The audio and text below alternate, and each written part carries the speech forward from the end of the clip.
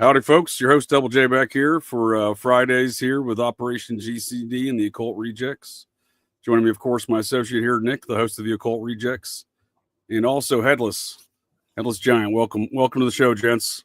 Please feel free to introduce yourselves and whatever you're working on here these days. I know you're both working on new stuff every time we talk, so feel free to share it with the folks of the interwebs, of course. Welcome to Fridays. Hey, thank you very much for having me on again, JJ. Always a good time on Fridays. Oh yeah, that's true. That's right. Yeah, what the fuck? Yeah. I'm glad you decided to show up. Thank you, sure. It was a nice surprise to see Headless joining us. So thank you for that. Yeah. I was like, oh, fucking awesome. Yeah, this is gonna be great. I was actually thinking of hitting him up earlier, but I had some dental surgery this morning, and I totally slept away my afternoon. But by the time I got around to it, I saw a message from Headless talking about, talking about a stream. And I said, well, come on over and join us for the evening here. I thought, I'm going to be totally honest with you. I thought about hitting him up earlier, but I thought you did your spaces or whatever on Friday nights at 10. And I was like, this is probably going to be a problem. So worked out, I guess. Yeah. Well, things have kind of switched up a little bit. So my co-host, Kareen, has moved over to Europe. So she's on a completely different time zone. Oh. Back. But, what's better than 2 low lives is 3 low lives. So it's great that we're all together on Friday night, Hell yeah. Yeah. I am that friend in low places that Garth Brooks sings about.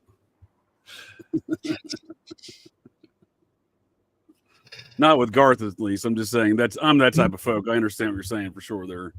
Yeah. Speaking of Garth Brooks, I recently stumbled on a Garth Brooks related conspiracy theory that I had no idea existed. And that is apparently started by the comedian Tom Segura, or at least popularized by him, claiming that Garth Brooks is a serial killer. Wow. See that? Yeah. Does he dress up as his alter ego? That's what I'm saying. So, like, you couldn't pick a better musician to build that kind of mythos around, right? The guy went full-blown schizo in the late 90s, right? What did he did like a Chris Gaines, was it? Chris Gaines, maybe? Chris Gaines. Yeah. What a weirdo. Right? Yeah, and he was like, he wanted people to call him Chris Gaines. He changed his, like, whole persona, appearance, and music style. Like, yeah. But he was ahead of his time because he was going for the whole emo look. And that wasn't even in fashion yet. He was too fat. That is true. That is true. It was super emo. Wait, who is this? Garth Brooks? Garth Brooks, alter ego of Chris Gaines in the late 90s. What the I never heard of this. Yeah, he had hair all over his face, and it's crazy. Oh no. Yeah, I mean that's the best way to describe it. Really is. I never really thought of it that way, but he is proto emo kind of rock even, because it makes you wonder like how real was his other character. Right. Brooks' wife Trisha is hands down the most beautiful kitchen ever. Well, I mean, hopefully Garth didn't cook any of his victims in that kitchen. Or alleged victims. I don't know. I thought that was funny that there was a whole thing, because again, he's potentially the best musician to build that mythos around, whether it's true or not. I didn't really look into any of the details. I just saw it, laughed about it.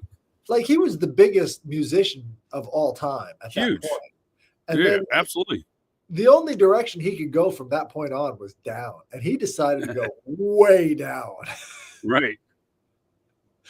I think that Chris Gaines character really just kind of ruined his persona for a long time. I imagine so, but you're right. He was so big, it really didn't matter at that point. Because I don't think he's really recorded much since then as Garth Brooks, right? He just does some concert tours every once in a while, and he retires and comes back and does a tour. Right. Exactly. Yep. Got to do the reunion tour, then the other reunion tour, then the final reunion tour. He still plays the biggest stadiums you can imagine, though. I mean, for sure. Yeah, he's got a big following. I mean, probably slightly fewer following each time he visits the city and murks somebody, but yeah, it's just one fan. Just one. Who needs that fan? Speaking of these weird fans, I don't know if you recall, Nick, the weird Swiftie connections there to the Riley Strain true crime saga that unfolded in the wake of Riley Strain's disappearance and death. I vaguely remember something. The ladies that found his credit card there on the riverbank. Remember on their little true crime live stream of some sort? One of them was the biggest, won the award for being the biggest Swiftie. She was from Headless's home state of Wisconsin. Oh, wow. Really? She was just visiting Nashville. Happened to get herself involved in the investigation of the disappearance of Riley Strain, along with another TikToker. Wow. I'm not surprised. There's a lot of weird shit going on in Wisconsin. It's hard to keep up with it. Yeah, I mean, nothing necessarily conspiratorially creepy or nefarious in regards to it, but I think it's pretty fucking creepy if you're like, if you're a grown adult and you're like this whole Swiftie craze. I mean, it all just seems like some sort of mass mind control situation. They've really ramped up what's been learned over the years to the nth degree, in which to convince everyone that Taylor Swift is physically attractive, which she's not, objectively. Let's be honest about that situation. That bitch's ass fell off. Right, exactly, dude. And then B, that she's talented, musically talented. She can't dance. She dances like a white lady. You know what I mean? Like her. Like I'm just saying. Like objectively speaking, she's not very talented in these regards, but yet she seems to attract the largest following of any kind of pop musician these days. I think that's a great example of mind control business. She is by far the best advertisement for selling your soul to Satan, because she doesn't have the talent, she doesn't have the ass, but she's still the biggest musician in the world. Right. For sure, she looks like Gollum in real life. Yeah, she definitely. I mean, let's be honest, she does kind of look like a dude. I don't know. I'm gonna be honest. Wait the fuck out.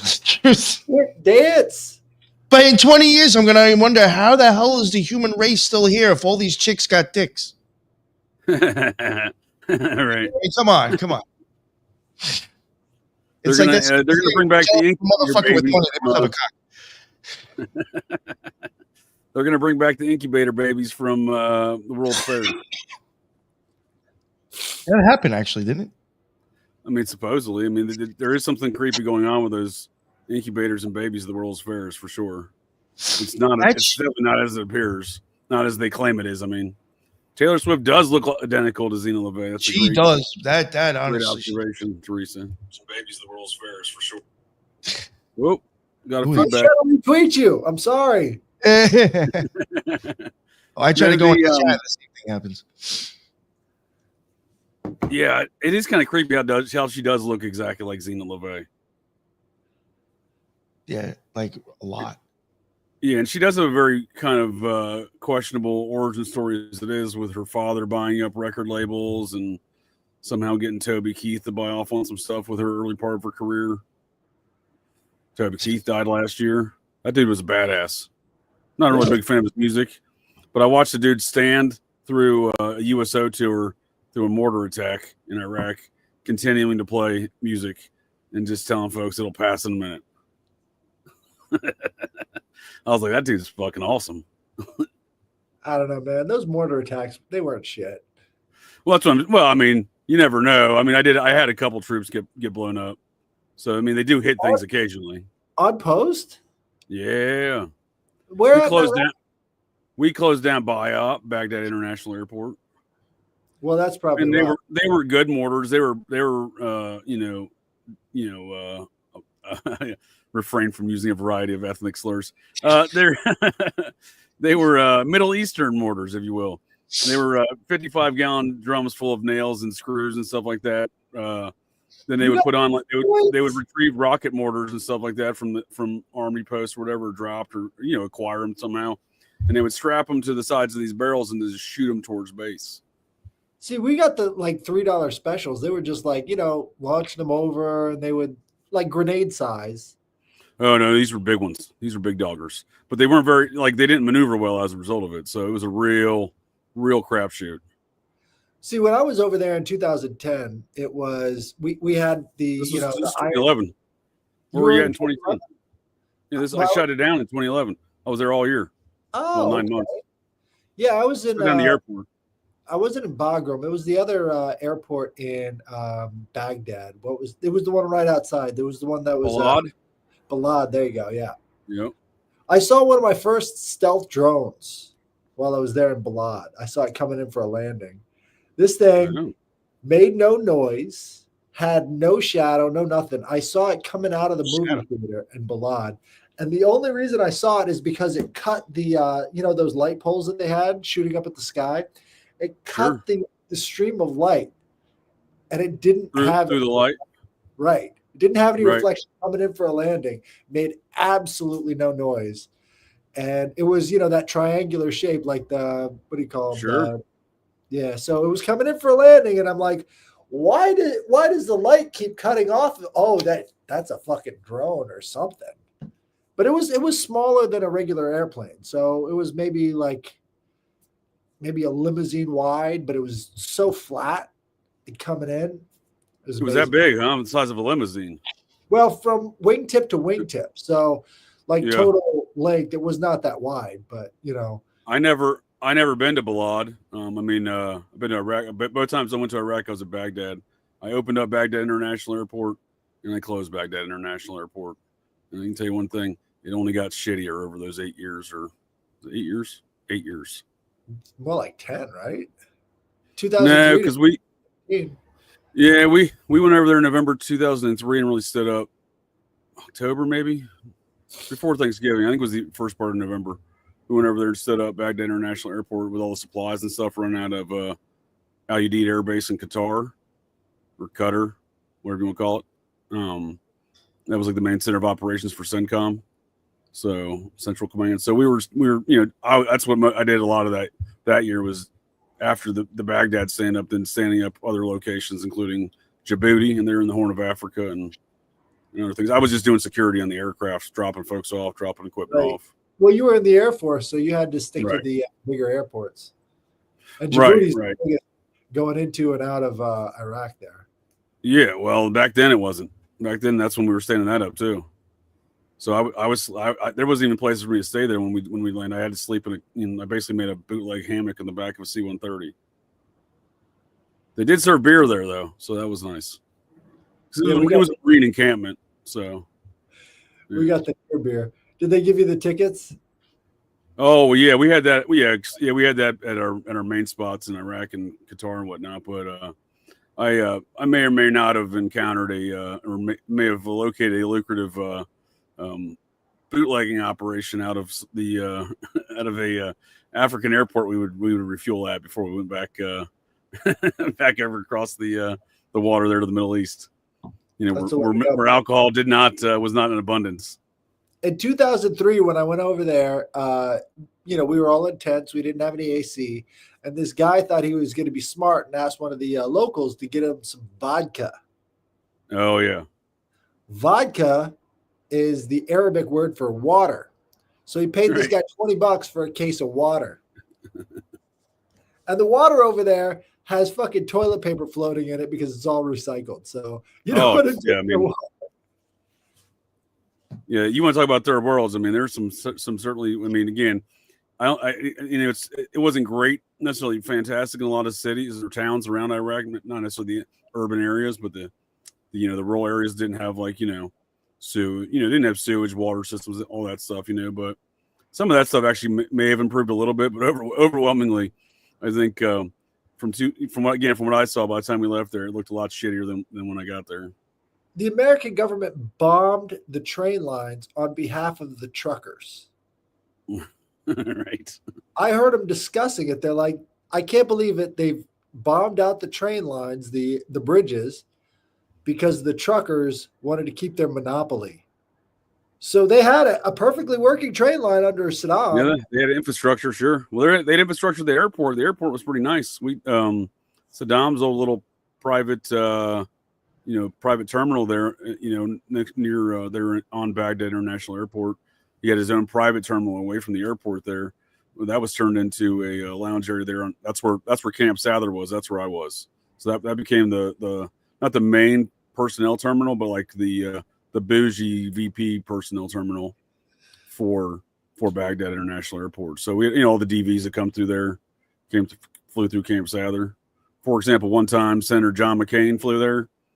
And I knew a fellow. I worked logistics at that point in time. I was the superintendent of logistics for the military police unit there, and because I had vast background in logistics, even away from being a military police officer in the Air Force. I took 3 years away to become a logistics planner. Mainly worked at headquarters doing current operations, doing like planning stuff for missions. But I had that skills. I had that other job or whatever. So the dude on base there in Iraq was named John McCain, who had that job. It's like a 1-person deep kind of office there that works in the passenger terminal. So I made sure to get a John McCain and John McCain photo with the sender came through. But all the DVs would come right through that little spot right there. So very high profile nonsense. But it was formerly Saddam's private little terminal there. That's interesting. Yeah, I was with the Bridger unit. So in 2003, we were just doing like because convoys. Well, we were a heavy equipment operation unit, and so we were building a bunch of wash racks up in Kuwait, and then we got tasks with other units to do like convoys and escorts and all the rest of that stuff. But then in 2010, I was there with a Bridger unit, and we were taking all the bridges out because because there were float bridges that belonged to us. Supposedly, they didn't actually belong to us. This is the fucked up part. We didn't own any of the bridges. We were leasing them from private contractors. So all those bridges that you see in those Army commercials where they're floating them around in the water and they're putting them in place, the U.S. government doesn't actually own them. They lease them. So for the entire 10 years that those float bridges were in place, after we blew up the bridges that were already in place and we put our own float bridges down, we were paying a lease of like millions and millions and millions of dollars a year on these float bridges when we just didn't have to blow up the original bridges to begin with. Oh yeah, I mean the whole thing was one big ass blast. There was so much money laundering going on over there amongst these, the whole, the no non-solicitation of contracts that went on around. It's obviously not just KBR, Dick Cheney's group, but they got a lot of it. There was another Bechtel Corporation. There was a number of them that really flourished in the wake of the rebuilding of Iraq. It was the most disgusting profiteering imaginable. But what we would do is, as we're maintaining these bridges, we would have to get out there on excavators, right into the middle of the float bridge, and then reach up under the bridge to pull out the cow carcasses that would get stuck as they were floating upstream. Let me tell you, you haven't lived until you've seen a cow carcass that's so bloated it explodes when you grab it with the excavator. Woo! I can only imagine. I wonder what that smells like. Oh, it's so bad. It's gotta be awful. I've been near slaughterhouses to understand the stench that comes out of those places. So can't imagine it's any better than that. It's probably a lot worse. Especially in the Euphrates, because there's all kinds of crap in that river. Yeah, poop streams, everything. Actual poop streams. I don't envy anybody who has to live there. I'll tell you that much. Right. Yeah, they tried to hire me in the Department of State when I was leaving there, because I was the head of the committee that signed the base over. My whole purpose of going over there was I got shipped from DC. Basically, I mean, there was a highly political situation I got myself into. I wanted to leave. I found Baghdad to be more favorable than Washington D.C. at the time, at the headquarters. So I wanted to go. I had like, and then it became political that whether or not I could go or could not go for some reason. It was a whole shit show. But I definitely found it more favorable at the time. But yeah, they tried to get me to stay there, and by the time I left there, like 9 months later, I was there. I literally signed the base over to the Department of State and got on an airplane. The Department of State had been soliciting me to stick around and work for the Department of State, basically like the number 3 dude in Iraq. And I was like, I want none of this. Yeah, you guys can take your job offer and keep it, sir. There was no way I was going to stay a minute longer in that place. It's not even just the war zone, because this is long really after the major parts of the conflict. It's just nothing about living there has ever been like, oh, this is a nice place to be. Let's live here. They got no grass, no trees. If you go up north, you'll start to see areas that look like the Windows screensaver or the Windows background, just like Yeah. big old rolling hills of grass that look like they're out of paradise, right? This is In the northern parts. right. Sure. So up there, you've got like this just vast fields, and this is where they take all their animals out for grazing and stuff. And it looks so gorgeous in the spring and summertime. And it's not nearly as hot as down south, but we're not allowed up there. I was to say it's not really there's not really towns or cities up there, right? Oh, they got cities and Do they? stuff like Crete and Oh yeah, I guess the Crit's up there, yeah. huh? Right. Yeah. But the thing about it is Americans were sort of blockaded from going up there because the Kurds are like, we don't want you up here. You just need to stay the fuck out. We're fine Sure. without you. And so, all the fighting and stuff was relegated to the southern half of the country. And the Kurds Is that were the just- area where those two Columbine students would later go hiking at and get arrested for crossing over into Iran? They were sophomores back in 4/20/99 during the whole Columbine event. Fast forward 10 years, they're hiking, male and female, I believe they're boyfriend and girlfriend, as the story goes. They were hiking along I believe somewhere up there as you're describing, the rolling kind of hills of, I believe, northern Iraq, and they allegedly crossed over into Iran and got apprehended by the Iranians for being pretty obvious spooks. spies. Yeah, pretty odd though. It's two Columbine students, though, huh? It They doesn't survived. surprise me They at all. survived the event, only to get arrested in Iran 10 years later for ostensibly spook activity. I think what people really need to understand that the truther community hasn't really come to grips with yet is the intergenerational nature of psyops and spooks. Sure. Some people Sure. are raised to be in those positions. from the time Absolutely. they were born. Have you ever read the book Dune? It's as Hank Williams would say, it's a family tradition. If you've ever read the book Dune, imagine that, like all those families of the Lancerad, where they're, basically born and bred to be part of these different traditions, happening next door to you. That's what's happening. It doesn't look any different from what you consider to be middle-class life, but that's what's going on next door, is that they've got Sure. these wind-ups and mind control slaves that they've put in positions that you can't possibly imagine.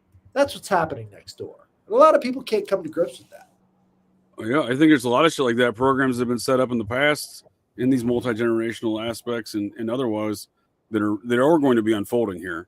It's the unfolding of the I look at them as fail safes in the demise of an empire. Not to say that they're going to work as fail safes, but I'm just saying is they're designed in which to create chaotic events, in which to grasp onto as much power for as long as folks can maintain that power as long as they can, right? Well, all this goes back to control through implication. You've got narrative and implication, and those are the two best weapons of the regime. Is because if they can make you see a guy like the one who just blew up the Tesla truck in front of Trump Tower as being a madman, just by the implication that he might have been there and that things might have gone the way that they maybe say they did, then they've got you. But once you understand that they've ruled your life through implication and narrative this whole time, you're going to take one look at the guy who shot himself in the head and then detonated his car as being highly suspect. But I don't know if we're there yet. If people can get to the point where they're like, well, he shot himself in the head, or maybe he was shot in the head and this car drove there automatically because it's a Tesla. Sure. Then you can start to get the bigger picture here. This is how they've been ruling you the whole time, is through implication and narrative. And those are very, very weak. Right, because there's still any evidence to produce these narratives. Right?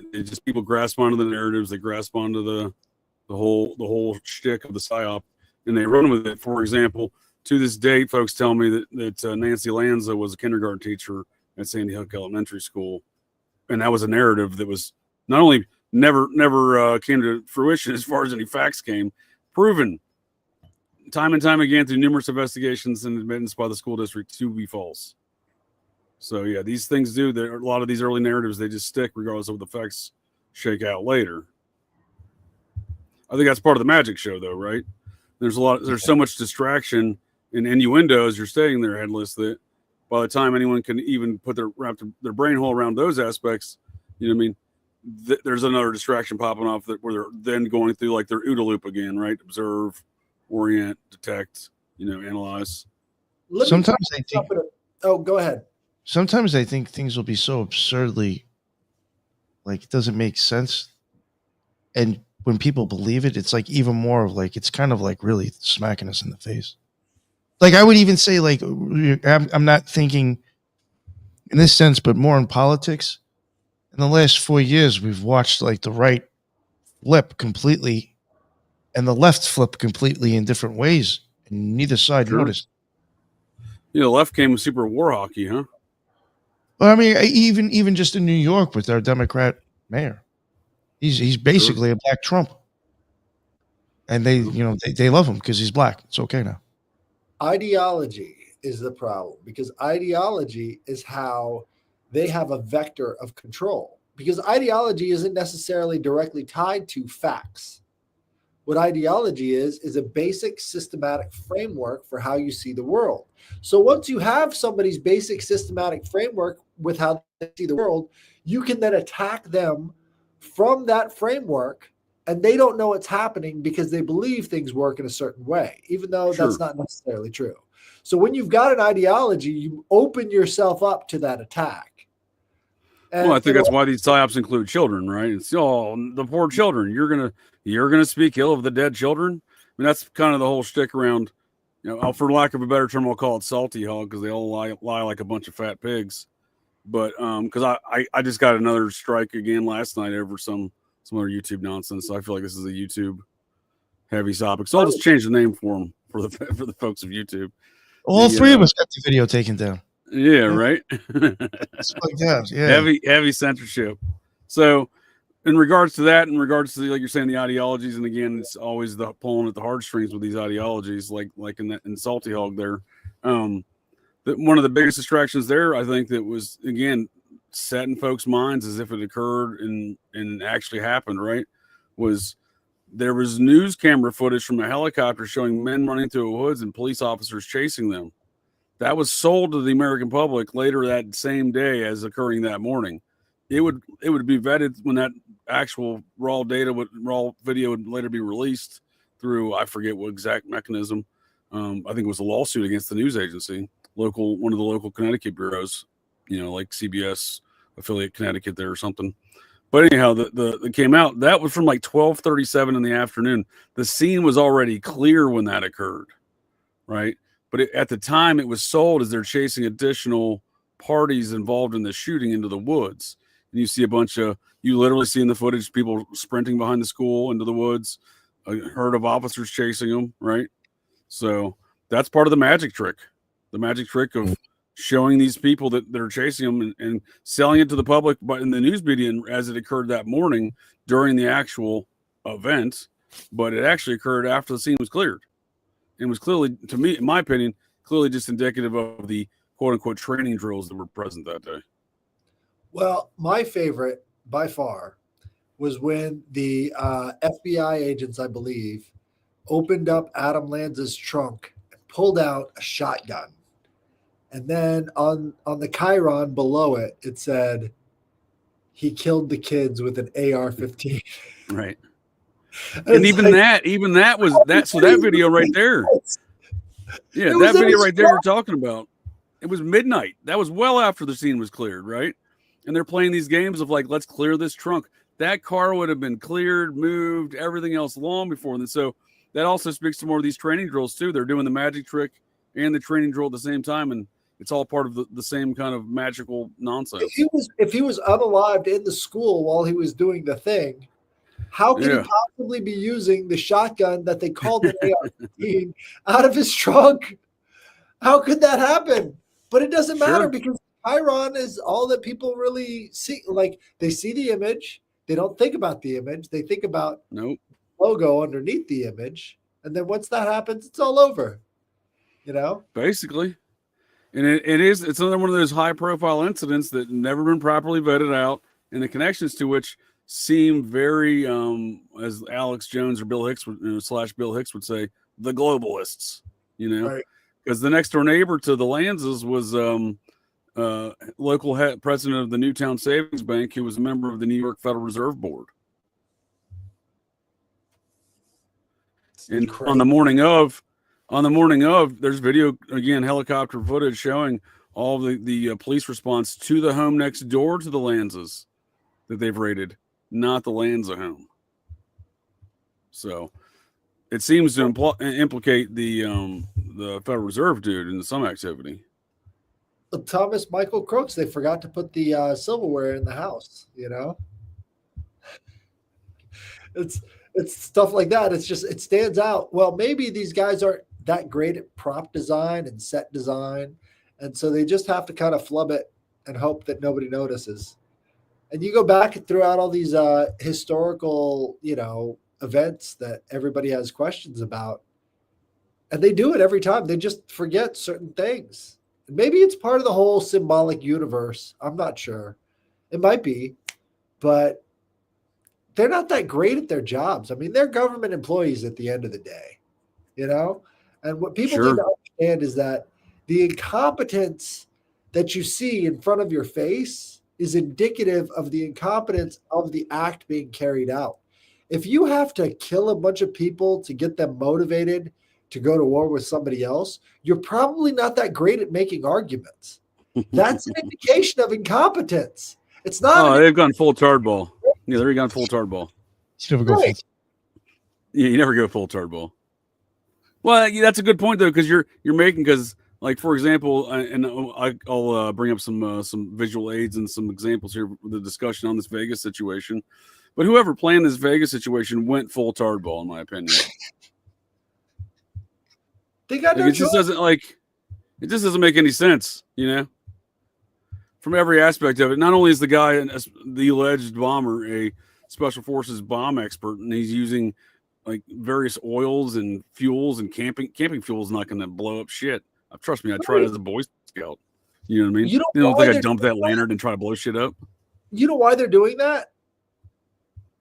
Because- Well, I think part of it's because they can't plan shit properly anymore, you know? I think chemicals in the United States are on lock. Well, You know? they're Like- always looking for more restrictions, sure. And in doing so, they have to go with cheaper and cheaper and more available objects. So like these mortars or whatever that blew up in the back, it's hard to track fireworks, but it's real easy Sure. to track, you know, getting the Yeah. actual ammonium nitrate and all the rest of that stuff. So they've got a lockdown on the chemicals, and all you have to do is basically say, you know, I'm going to be selling annuities on this person's debt. And if they bought anything with their debit card or with their credit card, you can instantly find out what they've made purchases on. So if anybody, they've done this a few times where they found out, It's reminiscent of the Boston bombing situation, right? right? They allegedly went to a fireworks store in New Hampshire, filled up their crock pots. They weren't cooking any stew that night. They were cooking up fucking fireworks in New Hampshire. And don't mind you, they had nothing to apparently to power these crock pots in their backpacks. But or the pressure cookers, crock pot being the brand, I suppose. But nonetheless, you know, that was the kind of unintelligible aspects of that narrative. You know, that's what I'm saying. Like here we are, literally almost 11 years later now, just shy of 11 years later from that incident, and the unintelligible aspects and characteristics plotted in these psyops or terror. I mean, they're definitely terror events. Again, they're fabricated, manufactured terror events, in my opinion, but it shows you the gross incompetence of the people carrying these things out. When you see like this, for example, this is the inside of the Trump Hotel, and this was like that. They call this a bomb. I think is a very, very big stretch. Refer to this as a bomb. I mean, you didn't even shatter the glass, right? Right. You don't even hear a concussion inside the lobby of the hotel. You do hear the fireworks. Sounds like they got some fireworks from that guy David Spade, or what's his name, bought there in Joe Dirt, the Joe Dirt fireworks stand. You know, the shitty fireworks, right? Because they're not even break. Yeah, the Husker Doos, you know. Yeah, the Flim Flams. I mean, this dude's just casually walking through here. I mean, you know what I mean? Like, these aren't even the fireworks that are breaking glass when they hit them. They're not, you know, they're not even they're the noise making fireworks is what I'm getting at. Well, all the conservatives online were tongue bathing Elon on his design. They're like, "Oh, it's so great, it's bulletproof, and all the rest of this stuff." It's like, give me a break. Right.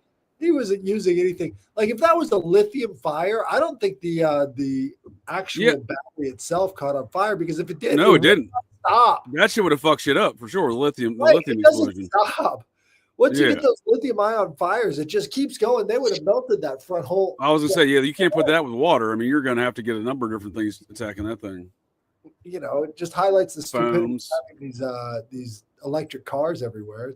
You can't put Totally. them out. They don't go out. Totally. But yeah, I mean, now they're saying he didn't self-drive himself there, and they're saying he definitely drove himself there and shot himself with a 50 cal. The whole thing just seems ridiculous, right? Like, have y'all seen this email manifesto that finally came out? Yeah. It's yeah, it seems ridiculous. What I thought was funny was I saw this meme. Trump isn't strong enough. He needs to be stronger. Are you kidding Right. me? What does that sound like? That sounds like our greatest ally trying to get us to go to war with Iran right there. He's not Right. strong enough. What? What was funny is this popped up before the manifesto did. Just then, FBI announces they're almost done writing the Matthew Livisberger manifesto. I just thought that was pretty funny. The meme beat the manifesto out, right? Well, that's the way it's got to be, I mean, they think we're so stupid. Well, most people still watch the news. Why would they pay attention to this stuff? Who cares? Yeah. So It's that anything. manifesto. Did you see where that came from? This is this comment from Mercy Choke. Did you guys see the Sean Ryan drop about the Tesla LV guy emailing someone affiliated with the show about him being a whistleblower? So the guy he emailed is this weird dude, right? Who just happens to also be a special forces guy in the Army, Sean Ryan? retired. No, the guy that brought the email to Sean Ryan, the guy that allegedly got the manifesto. They're not saying how he knows this Matthew Livisberger guy or why he was allegedly emailed from dude's Proton Mail account. But I did a background on the guy. I mean, he's admitted Army intel guy, chief warrant officer dude. But he runs a ministry today called Remnant Ministries. It seems kind of suspect. He's definitely a special forces dude. I tracked him to addresses, living in close proximity to Livisberger in multiple cities, notably Colorado Springs, where Livisberger is most recently stationed. And again, this guy's name's Livisberger. What kind of name is that? It's like Live, capital I. Why would you have a capital I in the middle of that? And he goes by Berg also. He just cuts all of it off and just goes by Berg, apparently. So he's got a pseudonym. Very strange stuff. Yeah. So the whole thing with Sean Ryan, I listened to this episode. I don't subscribe to Sean Ryan on Spotify, but he still pops up anyway. Does anybody else have that issue? It's like you don't subscribe to most of the stuff you have to listen to because, you're at work, you've got your earbud in, and then all of a sudden they give you a recommended show instead of the shit you're actually subscribed to. Exactly. And you're like, how the fuck did I get here? Well, he has. I call Sean Ryan Joe Rogan, like Diet Joe Rogan, right? He's like a former Navy SEAL dude. He's in that brosphere, right, of podcasting. Right. Well, he's got a news network that seemed to be foisted upon him because he didn't make any announcements about this news network. He didn't make any sort of. So what happened was he had this former CIA lady come on his show and then brief him as to the coming threats in the new year. And this was back, I think, in November. And so she's talking about all of these events where all of these terrorists that she's been tracking and she's been trying to inform the government about, but they've been ignoring her, are going to happen in the new year. And she's making all these predictions. And what do you know? They just happen to come true on New Year's Day. Right. Weird. Yeah, we had 3 events, right? We had the New Orleans truck assault with that fellow, which was supposedly he apparently joined ISIS about 5 minutes before he did that. Bought a brand new ISIS flag and unfolded it to put on his truck as well. I believe that was also a electric. That was the electric Ford, I believe.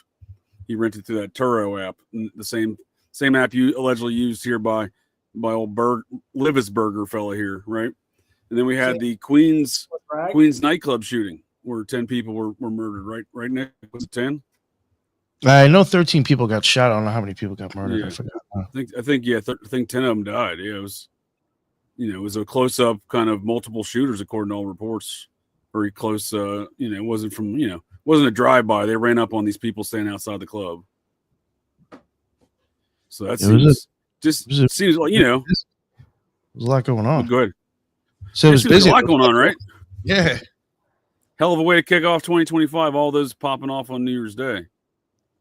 And as far as the ridiculous nature of a lot of these things, I mean, I got some more other stuff to pull up here regarding that. But look at this right here. So we already have Sean Ryan, the Navy SEAL dude. I mean, let's talk about intelligence operations, or I like to call them lack of intelligence agency operations. So you got Sean Ryan, former SEAL. You got, and I've talked about this before. Everyone wants to blame the CIA, but there's other intelligence agencies in this country, notably Army and Air Force and Navy intelligence operations, that most certainly all compete with one another, and most certainly all compete with the CIA. So you have Navy SEAL dude, you have former fucking Special Forces dude bringing this letter to them. Then you got FBI dude saying, "Yep, that's cool. We checked it out. The email came from the guy." You know what I mean? So you have like almost like these competing intelligence operations. I mean, I'm not implying all these different things are working together just because they're reciting the same narrative, right? Well, they may be working together for the moment, right? Here's the thing. I think they have so many people who are ignorant as to the roles that they're playing in these. Right. That's the best way to do it. Right. And I believe Sean Ryan is one of those characters who really doesn't know, because he started his show to promote veteran-owned businesses. And you can see from the early start that he gets started having these people fed to him, but he has interests of his own. So if you've seen the clips of Sean Ryan places, he's talking to remote viewers. His goal is to try and get to like a better understanding of base level consciousness and how that applies to the rest of the universe. And he used to be an alcoholic, and now he's just a pothead, right? So you're right.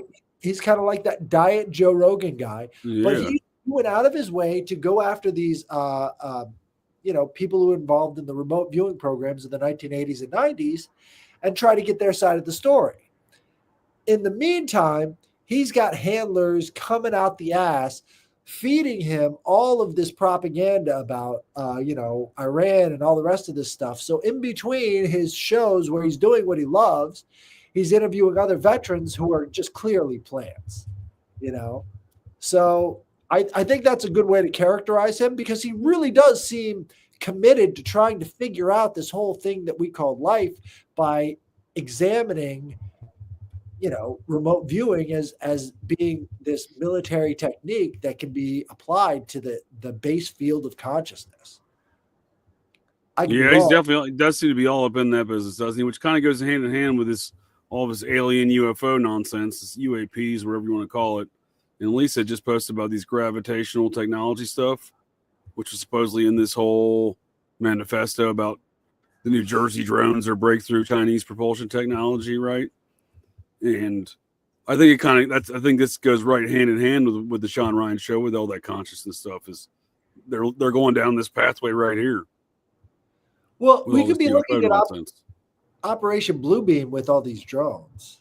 I think it's very, very likely. And then so Sean Ryan follows up his interview with that dude saying that one of the blacked out portions of the email that was censored or redacted to be released was allegedly this dude saying that Chinese drone, secret technology shit is at these coordinates, and those coordinates go to Area 51 Groom Lake. And he's posting that here. See, Sean Ryan, this is the location referenced in the email, and he drops a pin, Lincoln County, Nevada, those coordinates, right? So it speaks to this kind of Project Bluebeam stuff, right? Why the hell is dude being like, oh, well, we redacted the coordinates, but I promise you it says Area 51.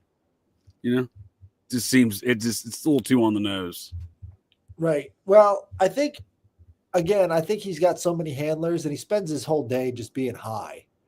I mean, you can really tell from his show that he's basically being handled very efficiently because he doesn't want to work. and I can't blame him. The guy has been through some shit, and so Sure. they're basically handing all this stuff to him on a silver platter, and he's just going with it because he has supported the veteran community, and so why would they mislead him? He's just, giving other people the same opportunities that he's been given because he was boosted to the top of the algorithm, and now he's one of the top podcasters because of it, And I think he just lets people go.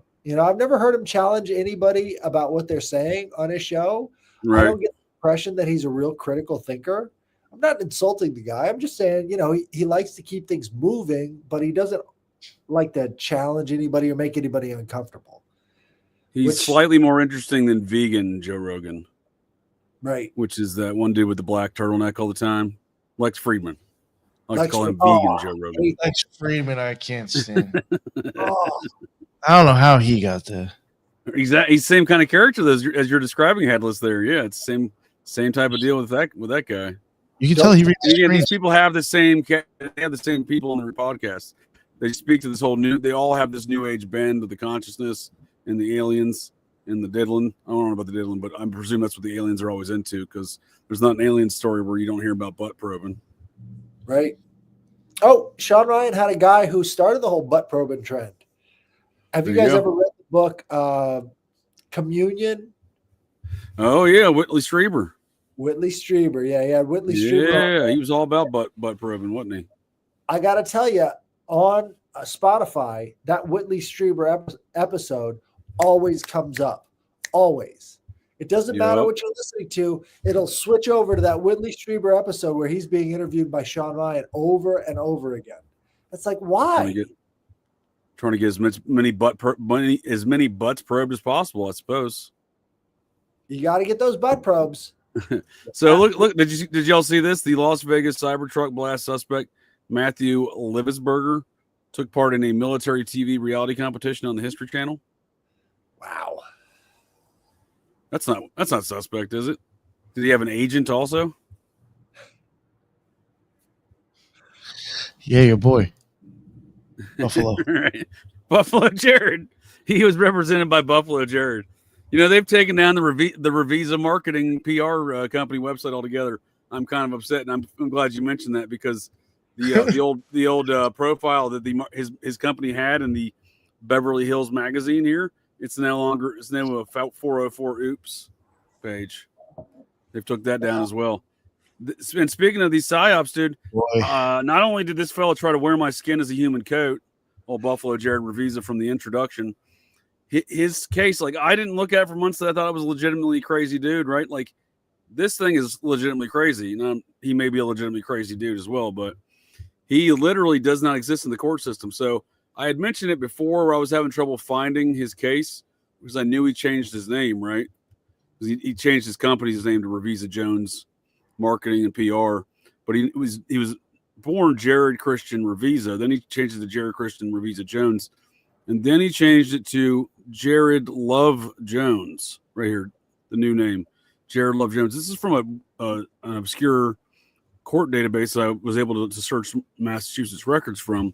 Because when I go to the court website, even under the name, because I searched Jared Jones last time as well, when I use Jared or any combination of this, Jared Jones, he still does not exist except for the case where his name was changed, and now that has been sealed. So this case I'm looking at right now has been sealed. The record of it still exists, but it's the only record in the Massachusetts and Connecticut court database or court systems that lists this dude who murdered a dude in Connecticut, stabbed 4 girls, 4 teenagers in a theater back in Braintree, Massachusetts, back in May 25th, I believe. Then that's when he went on down to the McDonald's. I'm just recapping for everybody. This was after he tried to wear my skin as a human coat and was demanding that I hire him as my PR rep, of all things. How dare he? Yeah. How do you do this? Is it just your last name? How do you fall into these situations, dude? I don't know, dude. This guy contacted me and he was real serious. Again, he had a company. I mean, I remember he had a website, he had a couple, articles. He operated out of New York City and Beverly Hills. This is the Beverly Hills piece. This whole family is super strange. It's not just this. You've been thrown into these things over and over. You've got a apartment in the south of France. I do. Looks like a nice place too. It looks like it might be a rooftop joint. It's apartment number 7, and it's a 3-floor building. So it's 1, 2, 4, 6, and then the top one. I'll pull up a picture here in a second. The top one's number 7. So he's got a friend. looks like a nice spot. He's got a friend too that smokes crack and summons. Someone's Harry Houdini. Yeah, Harry Houdini. Oh yeah. So but I mean, like when I interacted with this dude, he looked more like this. This is a picture from 2018. So my interactions with him were 2019 through 2020. So and he looked predominantly like this, fairly clean cut, kind of douchey, preppy looking dude. But apparently after 2020, him and his dad started dressing the same. This is his dad right here, and they apparently started dressing the same. His dad's a sports hypnosis psychologist. His dad's part of the family business that the Cubs attribute to the ending their drought in the World Series through hypnosis. Yeah, and then of course That's I get what real happened. annoyed when I see the Nirvana smiley face shirt on this guy, right? Like he had in the video in the beginning.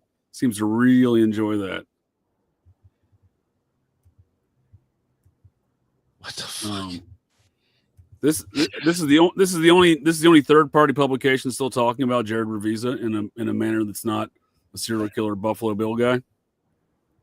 Jared Revisa makes quotes, make plans, but don't be afraid to change them. Well, I think Jared lived through with that one. He made some plans and he was not afraid to change them when he was especially after he stabbed those 2 McDonald's employees and pissed on the window of the McDonald's in full view of about 7 or 8 witnesses. That was the plan. That was the plan. So I'm gonna stab some fools at McDonald's. I'm gonna get myself a Big Mac, maybe a small fry, and then I'm gonna piss all over the window on the way out. But yeah, this dude was like again, a professional big mountain skier. I mean, I know he played lacrosse. It's not University of Connecticut, but one of the larger schools there in Connecticut. It was like a D1 school or D2 school. But he he touted himself. This is from October of 2021, He's doing a professional skiing bit for this. I don't know. It's some weird blog or something owned by Ariana Huffington from the Huffington Post. This Thrive Global. I don't understand what it's about or why it was made. I presume it was some sort of PR thing he had done. But yeah, I agree with you, Headless. I don't ask for these things to occur in my life, but they do generally pop out of nowhere on me. I am somewhat freaked out about this one, though, to be honest with you. Not like freaked out like I'm scared, but freaked out like I didn't see that one coming, right? Like it happened back in May. I didn't even think, this is just some weird psyop situation. I thought, well, this is just some psycho. You got it in the blood, dude. No, but that's probably You got true. Washingtonian blood. I think you are correct, sir. How the Greeks believed in reincarnation. Sure. Right? How was that?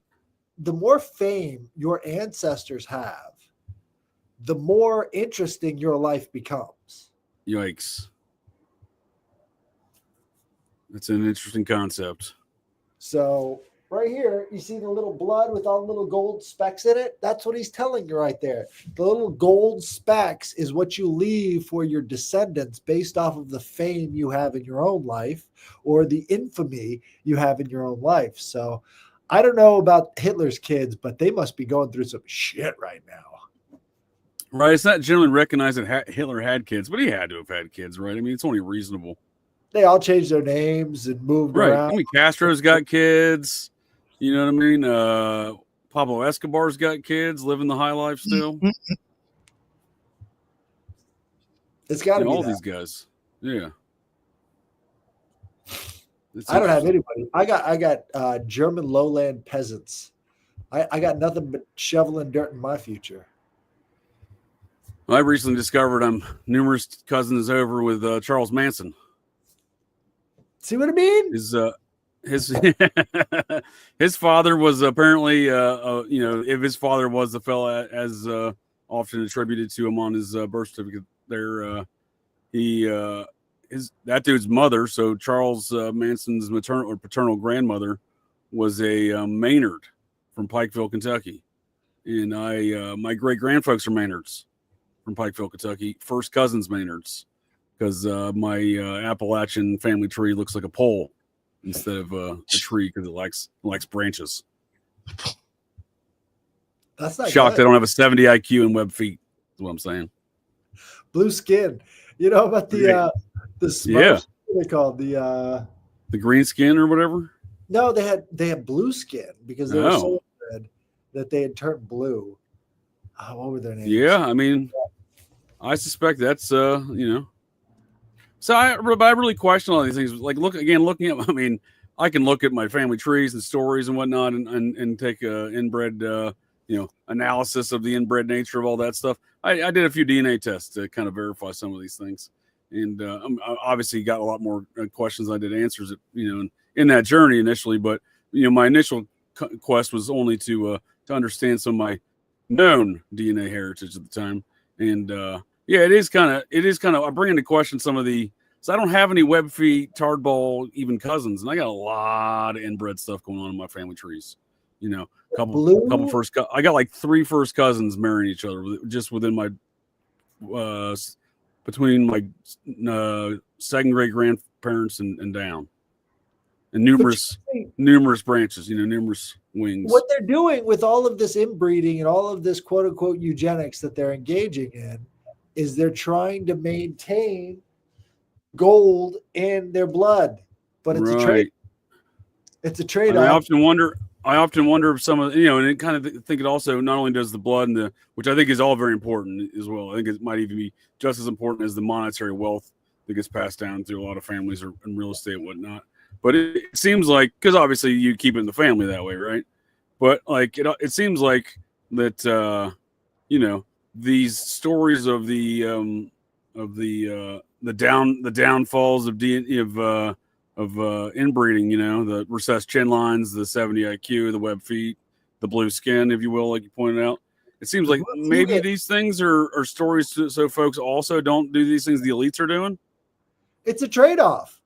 If you want to keep the fame and the infamy and the ability to have this kind of luck or taiki in your family, you have to also realize that it comes with the cost of webbed feet, blue skin, and allegedly. That's what I'm saying. I'd like to see more evidence these things exist, because it's almost like folks don't want, if you're an elite people that are practicing these traits or these things, like the marrying cousins to maintain wealth throughout all the royal families in Europe and everything else like that, which has also gone on here in the American blue bloods and royals. But it seems like if you want folks to not do those things amongst the masses, you would make up stories in which to cause them to not want to do those things. This is all I'm saying. I'd like to see more evidence of a lot of these inbreeding characteristics, as opposed to if you want to make up some propaganda about it, let's go find a retarded family, just some real tardballs, which, maybe some of the brother sister stuff does that. I don't know if the cousin stuff produces the same kind of responses, genetically speaking. I believe that there is a critical crossover point, right? So if you've got these families that have basically bred themselves into obscurity, they can actually have a crossover point with another ancient bloodline that causes them to have a resurgence. So you'll find these branches reaching out into all these different areas to try and find, because I believe DNA and genetic memory and all the rest of this stuff constitutes a part of the personality that exists in the subconscious, and it's subconsciously seeking out those other branches to sort of connect with. It's kind of like fungus, it's acting on its own, right? And so when you think about how your blood affects your decision making and all the rest of this stuff, it's hard to deny once you take it as a full picture. It's like, well, maybe I don't have free will. I think that the idea here is that you have to be aware that both things are happening simultaneously. You have your conscious desires, you have your subconscious desires, and you have to understand which is which based off of in-depth analysis of yourself. And you really have to keep that private, because once people know your name, as it were, they can know how to control you, And I think that's part of the naming process. And that's why the name is transferred over to future generations. So I got right here, the blue Fugates. The Fugate family, known as the blue Fugate, blue people of Kentucky, exhibited blue skin due to a genetic condition called methaglobin. Methaglobinaemia, whatever. This condition is caused by caused by recessive gene that leads to excessive amounts of blue methaglobulin in the blood, which in turn causes the skin to appear blue. The Fugates lived in an isolated rural community in Troublesome Creek, Kentucky. I'll tell you what, that was a troublesome creek. It does sound troublesome, doesn't it? Want to see where that is in Kentucky. Kentucky's had some weird shit popping off recently. Okay, that's over there in the Bourbon Triangle. The LBL? Come on, dude. There's so much weird shit going on in Kentucky. You know about the land between the lakes? Yeah, did you see that judge or that sheriff that murdered the judge there in his chambers? Yup. Yeah, and it's all this sex stuff going on around that, sex for trade and trading sentencing for sex. I mean, I think a lot of this stuff goes down in a lot of courthouses, especially across the Midwest. But nonetheless, I mean, that was pretty wild. And then there was somebody else that died a mysterious death in that county that I can't help but think is maybe connected to that. Well, the LBL has the first confirmed dogman killing spree. So there were families that went out there to camp, and they were all torn up like they were wild dogs or wolves that were found out there. It was kind of covered up by the National Park Service. But in the LBL, there have been multiple confirmed dogman kills out there.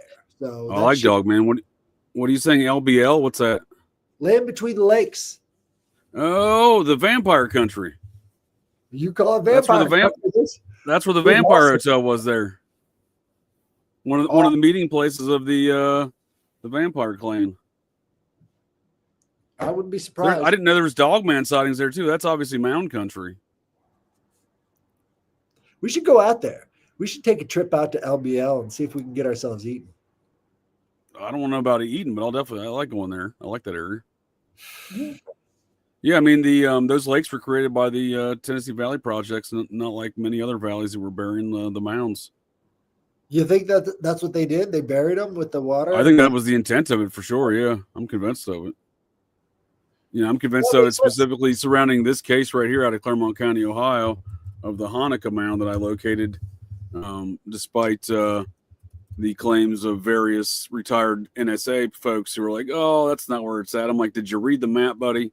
Because if you looked at it and you read the map, because the map tells you where it's at in the bottom of the I'm bringing the map up right now.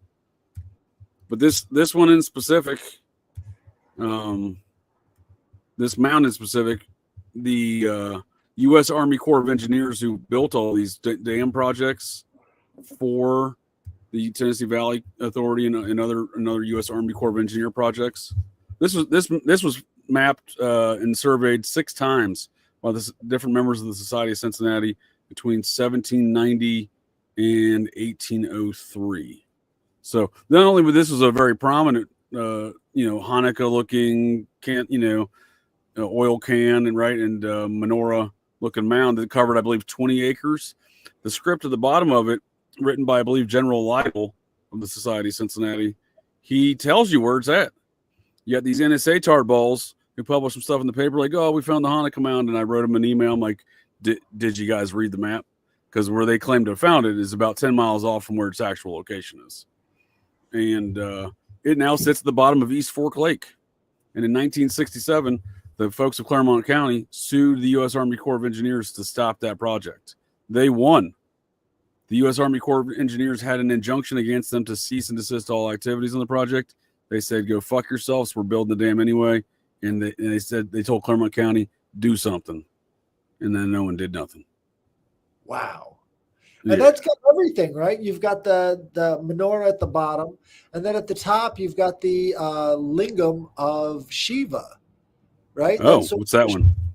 Well, the lingam of Shiva is something very common in India. It's like a penis coming up through that lamp, right there. Yeah. At the top. This thing right here? The thing, sort of sticking up, that would be the lingam, and right there would be the lamp. And you find the lingam of Shiva during also all over India. Yeah, so you've got sort of both of them in there. And then you've got the sort of right triangle over there on the left. So you might have some Greek influences there too. So yeah, you've got everything in that thing. Sure. It's fascinating. It had to have been a fascinating structure. I can see why the men of the society would frequently visit it and map and survey it. after they first one told them about it, and the other ones seemingly were like, I got to go check that out. And again, this was not easy to get to. They had to use the waterways, so you had to come in off the Ohio River, go up the Little Miami River about 8 miles. Then you take about a 20-mile jaunt along the Little Miami, the eastern fork of the Little Miami River, which is where they got the name for East Fork Lake. Huh. That's interesting. But I am interested also, you mentioned the Land Between the Lakes had Dogman sightings I'm not familiar with. I am interested in the crossover Tara Jackson here, burial mounds, dogmen often seen in graves digging. Yeah, I'm interested in that crossover between these Adena mounds specifically and the sightings of the dogmen, Adena and effigy mounds, primarily seemingly Adena though. And I'm assuming the areas in the effigy mounds in Wisconsin where dogmen has been seen that aren't known Adena mound sites are simply just not known Adena mound sites. They were Adena mound sites, I presume. And there seems to be a distinct Linda Gottfried, the old Wisconsin dogman investigator lady who wrote the book The Beast of Bray Road. She's the one I got that idea from watching a presentation of her from years ago, where she had done a map.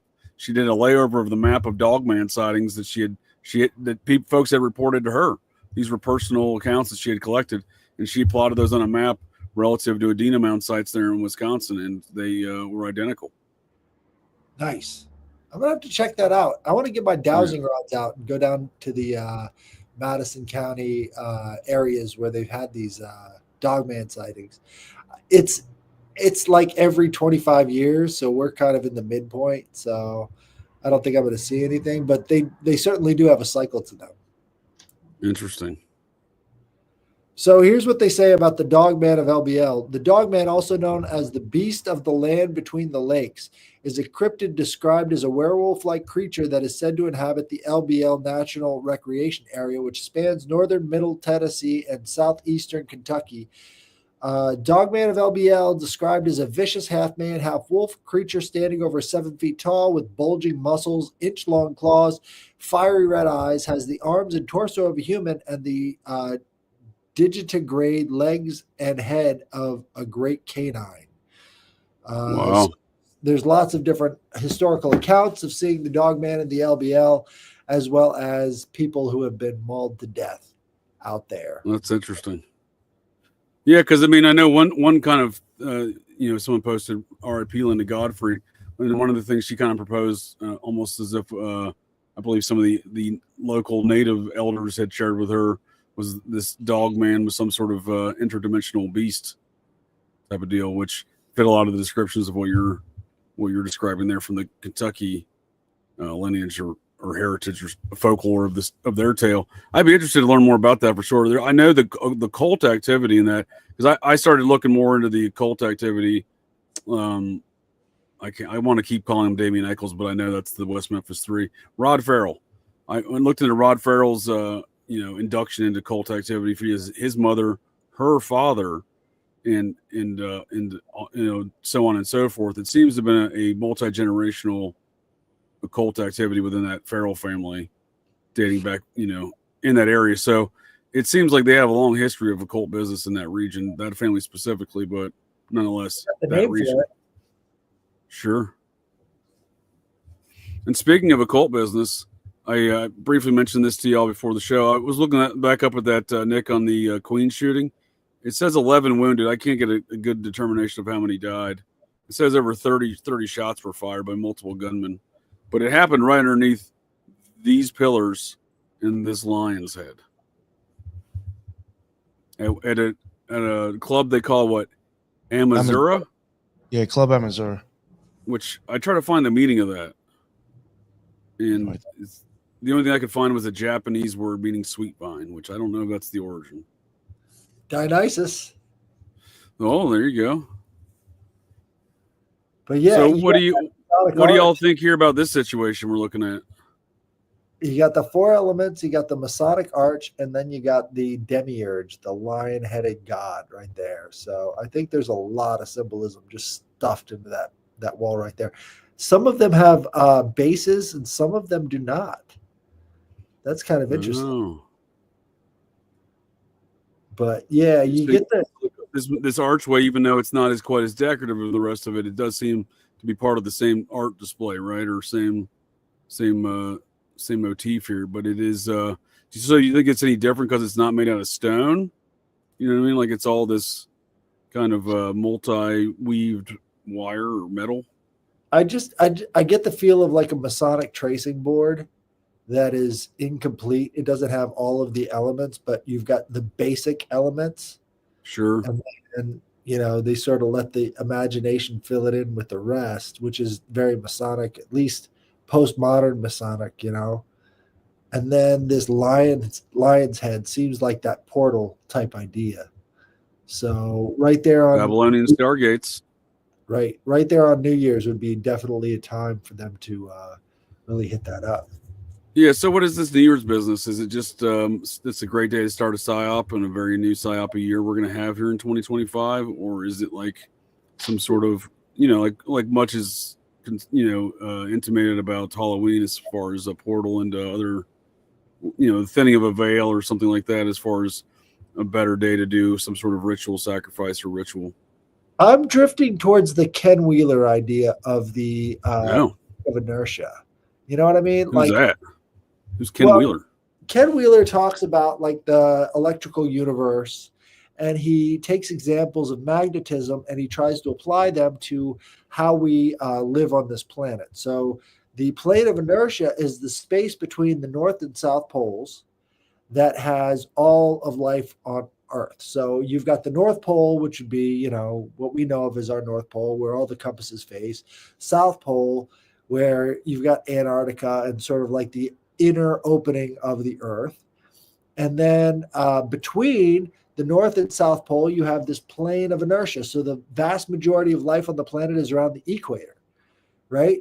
So when you understand that, you understand magnets, you start to understand that this is the macrocosm and the microcosm sort of coming together. So when you've got events like this, you have to say, well, this has to do with a pressure buildup that has been happening in 2023, 2024, that now has to be released on the dawning of the new era, because it's like you've got the shadow and the light. And as you're living in the nothing ever happens world, all of a sudden, once something is shift, once the portal is open to the new sort of timeline, something has to break, something has to give. So it would be like a magnet flipping over as the poles shift, right? It actually makes a lot of sense, yeah. Well, I'm tracking. That would be the non-conspiratorial view of it. But I think that the conspiracy... Well, I mean, it could be both, right? I mean, it could be people trying to tie into that energy, right? Right. Intentionally. Right. So I think that... Yeah. If you guys look up the Ken Wheeler plane of inertia video, it's really funny. There's a bunch of debunkers that have tried to take him out. Yeah, there's a lot of Ken Wheeler hatred going on in the chat right now. Right. I'm not sure who this guy is, but he's got a lot of fans. They all failed trying to take him out. So okay. I can't find any videos of them actually trying, actually taking him apart. But the Ken Wheeler idea of the plane of inertia between the two poles really makes a lot of sense on the whole idea of the macrocosm and the microcosm, because he's taking magnets and he's saying this is where everything happens in the plane of inertia. And if that's the case here, and we live in a polarized universe, then that must be the way that things work on an upper level too. And I kind of it makes a lot of sense to me. Things do replicate in small scales as they do in large scales. So what you're saying makes a lot of sense there, Headless. I don't know this Ken Wheeler guy, but I'll definitely be checking him out. I don't know what is he restricted to a wheelchair. I see a lot of wheelchair comments. Maybe. But no, he's a pretty good guy.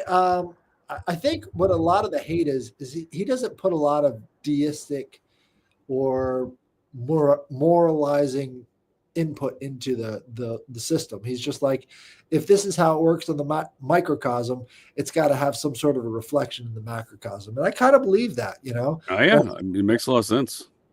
And, when we talk about the symbolic universe, we don't talk about dreams enough. Because if you think about the symbolic universe, which we all talk about, numerology and symbolism and all the rest of this stuff, it all goes back to our dreams, because the dreams are like an informational compression of all of the day's datas into these symbolic representations that then have a different meaning. So as we're experiencing the narratives in these dreams, it's the compression of all these other things. And if we can understand that better, we can understand ourselves better. But if we don't bother with it, then all we see is disconnected images that don't really have any impact on us. Sure. Looks like Nick's nodding in agreement to some of that. What does Magic have to say about that, Nick? No, I just think if we understood like what we're probably doing when we're dreaming, probably we spend a lot of time there, don't we? Yeah, I would think it would explain like even. I think I don't know. It's when magic and dreaming, I do wonder like if there's like a fine line between both of them or something. I don't know. Sure.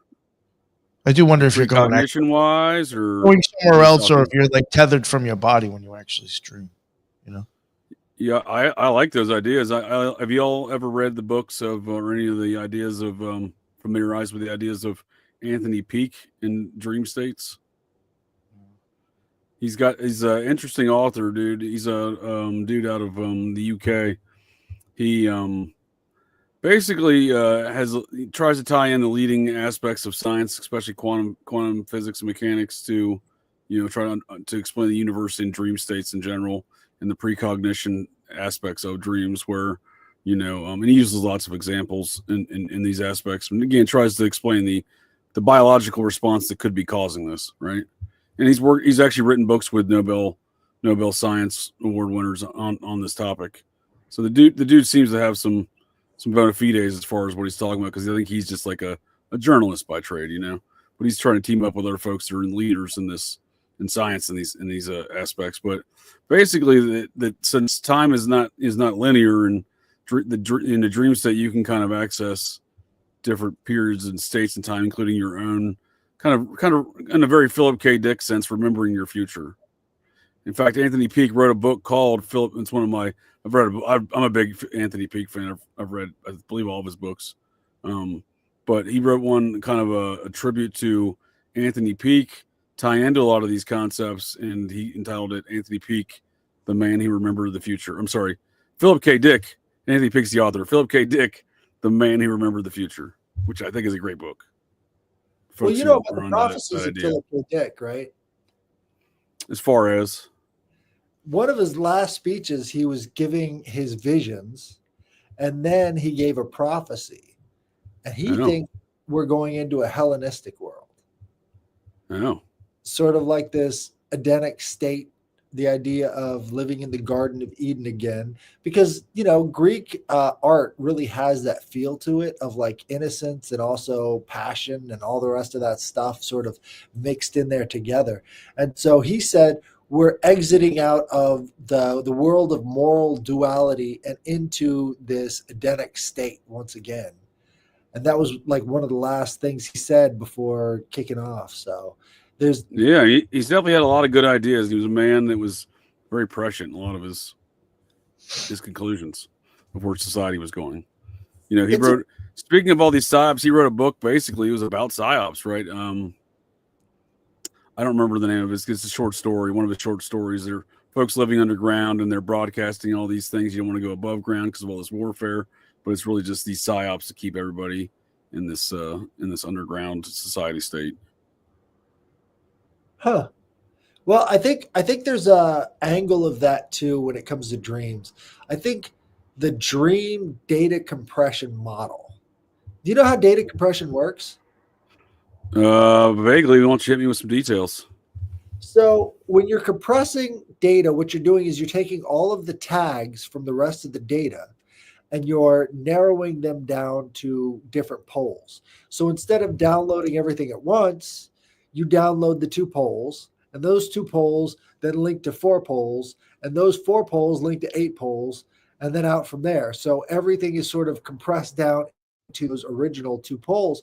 And when you think about symbols like numbers, for instance, I could say I've got 1 vape here, right? But 1 becomes the tag that links this to everything else that has a 1 associated to that number in the universe. So in essence, this becomes the data compression for the number 1 of everything else. right? And when Sure. you understand that power and you can actually tap into that kind of energy, you can see how dreams would play that sort of role as that compression state.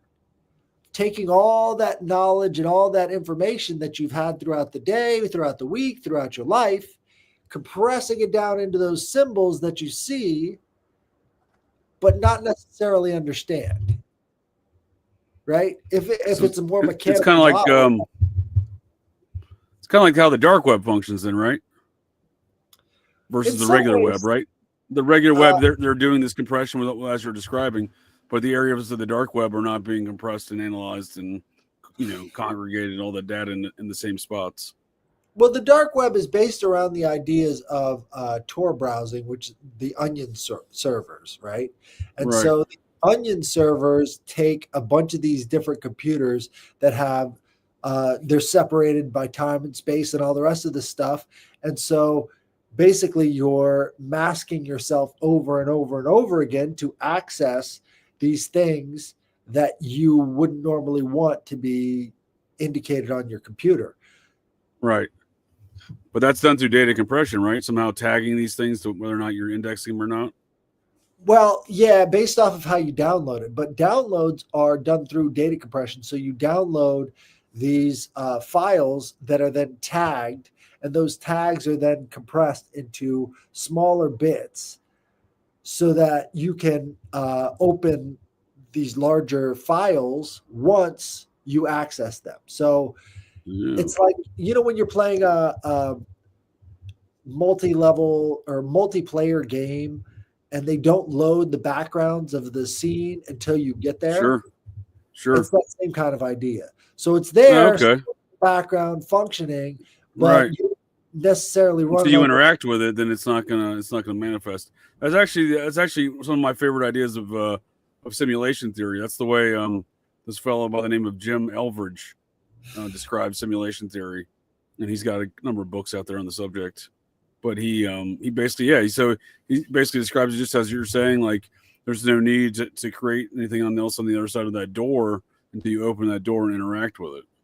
Right. Interact with the software or the universe, whatever you're describing as this sentient almost simulation thing. You're the server, if you will, or the mothership of the simulation. Right. Well, if you think about numerology in those terms, it starts to become clear that those numbers are very powerful because everything can be numbered. Right. I get it. Yeah. Tag, and that tag then links and has this, analogy power to everything else that has that tag, and that becomes that potential energy of the thing connecting to that other thing. No, I could see where numerology weighs heavily in that concept or in that context. So what do you think then? We live in a simulation there, Headless? FBI, no definitive link between the New Orleans truck assaulter guy and the Livisberger fellow of the Las Vegas truck bombs. Both used Turo app, weaponized vehicles, IEDs, struck on holiday, targeted tourist towns, similar ages, 42 and 37, both Army, both stationed at Fort Bragg, now known as Fort Liberty, both had Afghanistan tours, both anti-Trump Democrats. I don't know if that's accurate. With the latter, Livisberger, apparently his family's saying that's not true. I don't know. Could be part of the PSYOP. Both on suicide missions. I mean, if this isn't planned, it seems like someone has, jacked up the Matrix, the code of the Matrix. Why didn't you just say Iran? Why didn't you just say Iran? Because that's all we need to know. I do think something's going on. So you were never at Fort Bragg, huh? You were never in that the paratrooper side of the Army, huh? You were in the combat engineer side, right? Right. I was mostly, I was reserves and I got deployed twice. And so, I never got into the Fort Bragg angle. It was mostly Missouri. So. Oh, Fort Leonard Wood. Yeah, Fort Leonard Wood. I went there for the Army School of SRT. It's a real shithole. Oh, yeah. Well, good old Knob. Oh, no, that's not Knob Noster. That's the Air Force Base. Is Knob Noster, Missouri. Whiteman Air Force Base. Real shithole. And Knob Noster. I always thought that was a funny name. But whatever's going on in Fort Bragg, we talked about, Nick and I were talking about the other night relative to some Idaho Force stuff. One of the individuals tertiarily potentially involved with the in that whole scene there in Washington State University and University of Idaho was a 36-year-old former paratrooper from the 82nd Airborne, 4th Combat Brigade Division, in the same paratrooper unit as the lead detective in the Moscow, Idaho 4 case for Moscow PD. Now, granted, I've run down the information. They definitely were not in the same unit at the same time, but they most certainly know the same people. They were there within 2 years of each other in the precise same unit. This is a team of like 60 paratroopers, it appears. What else happened? An element. Right. So then you got the Special Forces Levisberger guy. You got the New Orleans truck bomber guy. Then you got that Ryan Ruth fella, the guy that tried to Caddyshack 2, Donald Trump assassin style, like Dan Aykroyd from Caddyshack 2, outside of the Trump golf course back there in September. Y'all know what I'm talking about. You've seen Caddyshack 2, Nick. Dan Aykroyd plays the assassin hired to eliminate the billionaire real estate developer who's suddenly taken over the country club. Sounds very Trump-like, right? The billionaire real estate developer getting murdered. But anyway, Ruth apparently visited Fort Bragg hundreds of times. There's a lot of weird stuff that goes down. These aren't the first weird instances of Fort Bragg. I mean, I saw this meme. That was pretty funny. Fort Death to America, the home of the airborne and special forces. Because there's been so much weird shit popping off there. This one seems to have fallen under the radar. This happened earlier this year, or last year. I'm sorry, back this past summer. There was a colonel from I call it Fort Bragg. Fuck this DI nonsense of Fort Liberty. Fort Bragg. There was a colonel there. He was just off duty, living on a fairly large piece of property there just outside of town, and apparently there was some utility worker. I believe the utility worker had a gun on his person, as the original story went. Was just milling around the dude's property. Turned out to be here illegally. He was a Chechen citizen who'd apparently gained access to some, working for some utility company under some false pretenses of employment, lawful employment, apparently, as the story went. But this one just went right under the radar. No one really talks about this no more.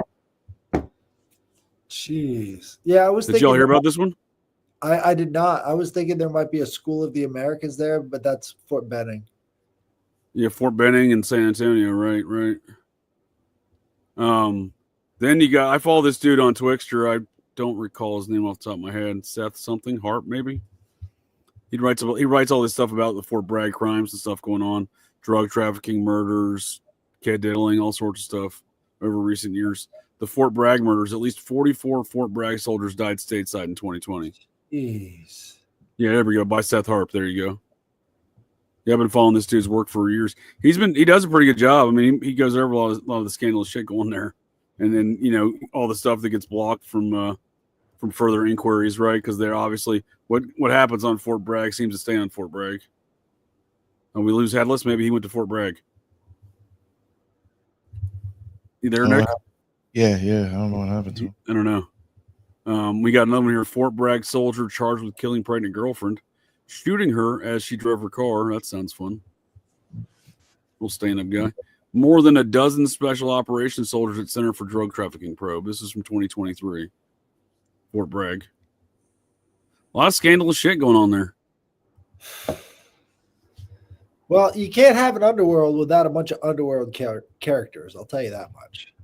Yeah, I mean, you look at Fort Bragg. I don't think it's a new thing necessarily, right? Because, I mean, you had Michael Aquino teaching psychological warfare there at the John F. Kennedy Special Forces Center on Fort Bragg back in the early 70s. At the same time, I believe, as the Jeffrey McDonald murder there, who was a Green Beret doctor within the Special Forces community there.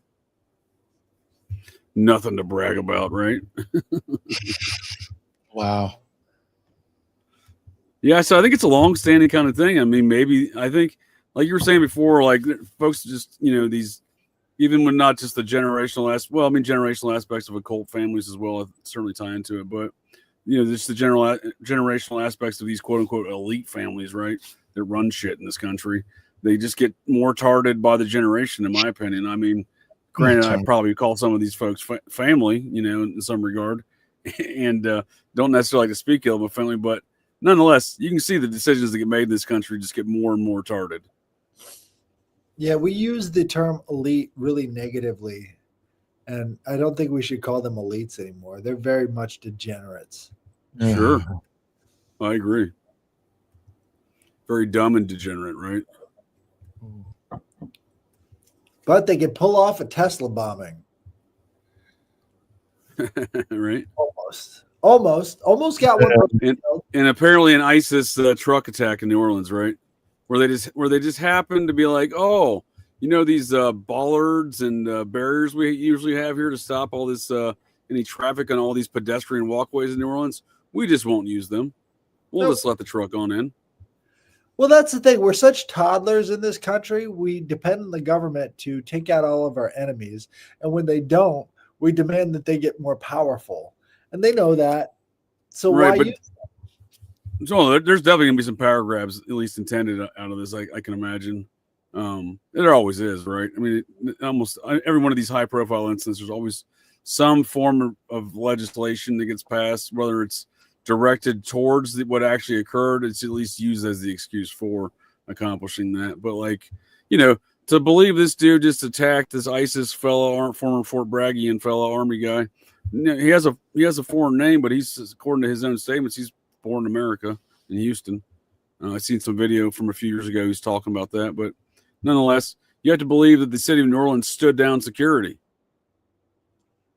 for this truck attack to have occurred.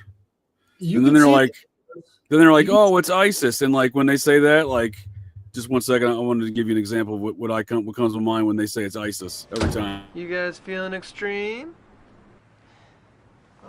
This looks beautiful. Okay, you guys ready for this? I'm ready. Let's do this. Okay. And action.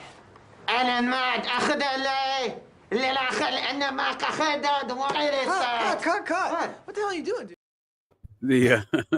That's how ridiculous all of these. Because again, ISIS didn't do this. No one. The guy could have, like the old Chappelle joke, just because you yell Wu-Tang doesn't mean you're part of Wu-Tang.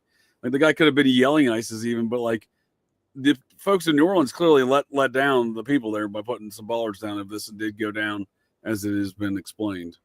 If you watch the videos, you'll see that as soon as he takes off down that street, he's got like 6 cops coming in hot.